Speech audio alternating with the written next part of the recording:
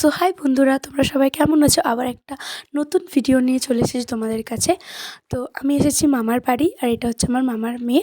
আর মামার বাড়ির ওখানে পাশেই একটা দিদি ইতু ঠাকুর তুলেছে, ভাবলাম তোমাদের সাথে শেয়ার করি। তো চলো, ভালো লাগলে অবশ্যই কমেন্ট, লাইক অ্যান্ড শেয়ার করে দিও। আর অবশ্যই পাশে থেকো তোমরা, ভালোবাসা দিও। আর এই যে পুজো স্টার্ট হয়ে গেছে, তো দিদি পুজো করছে আর অনেক কিছুই আয়োজন করেছে। আর এই যে মুখ লুকিয়ে নিচ্ছে, দেখাবে না মুখ।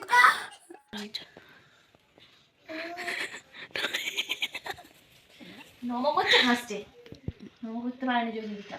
দিদা রুমাল রুটি হয়ে গেছে।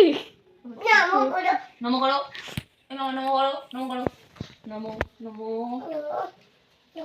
ভালো রাখো। তো আরতি করে পুজো শেষ করে নিল। তো অবশ্যই বলো কাদের বাড়িতে ইতু ঠাকুর তুলেছে, কমেন্ট করো।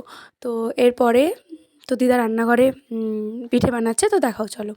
তো এই যে দেখো, তো দেখে অবশ্যই বলো এটা কি পিঠে। আমি তো বলি রুমাল রুটি, খুবই সুন্দর, পাতলা পাতলা হয়, এতটাই ভালো লাগে।